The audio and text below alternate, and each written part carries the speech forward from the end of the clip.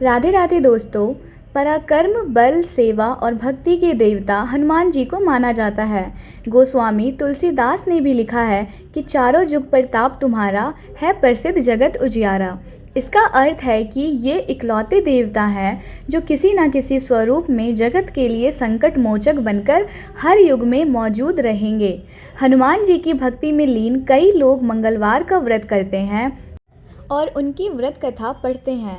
भक्ति से प्रसन्न होकर हनुमान जी अपने भक्तों से संकट हर लेते हैं। अगर आप भी आज हनुमान जी का व्रत कर रहे हैं तो यह व्रत कथा पढ़ना आपके लिए बहुत ही ज़्यादा आवश्यक है। तो चलिए व्रत कथा स्टार्ट करते हैं।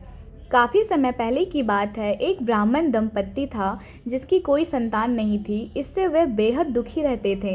संतान सुख पाने के लिए ब्राह्मण वन में जाकर पूजा करने लगा और हनुमान जी से संतान की कामना की। ब्राह्मण की पत्नी भी घर पर पुत्र की प्राप्ति के लिए पूरी श्रद्धा से मंगलवार का व्रत करती थी। व्रत के अंत में वो हनुमान जी को भोग लगाती थी और उसके बाद ही भोजन करती थी।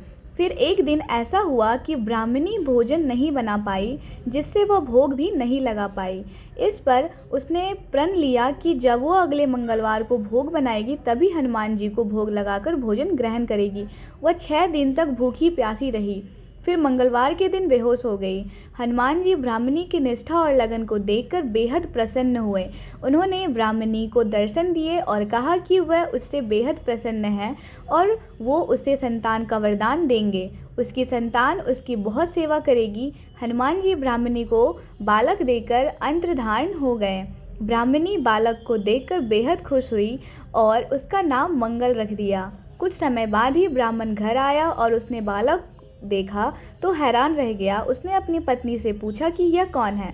पत्नी ने ब्राह्मण को सारी कथा बताई। ब्राह्मण को अपनी पत्नी की बातों पर विश्वास नहीं हुआ। ब्राह्मण ने सोचा कि उसकी पत्नी व्यभिचारिणी है। फिर एक दिन मौका देकर उसने बालक को कुएं में गिरा दिया। लेकिन जब ब्राह्मण से उसकी पत्नी ने बालक के बारे में पूछा तो वह घबरा गया। पीछे से मंगल मुस्कुराकर वापस आ गया। बालक को पुनः देखकर ब्राह्मण हैरान रह गया। रात को हनुमान जी ने उसे सपने में सब कथा बताई। यह सुनकर ब्राह्मण बेहद खुश हुआ। इसके बाद से ही ब्राह्मण और उसकी पत्नी मंगल का व्रत रखने लगे और खुशी खुशी जीवन व्यतीत करने लगे। तो यह व्रत कथा आप भी ज़रूर करें और वीडियो पसंद आए तो वीडियो को लाइक करके चैनल को सब्सक्राइब जरूर कर दें। धन्यवाद।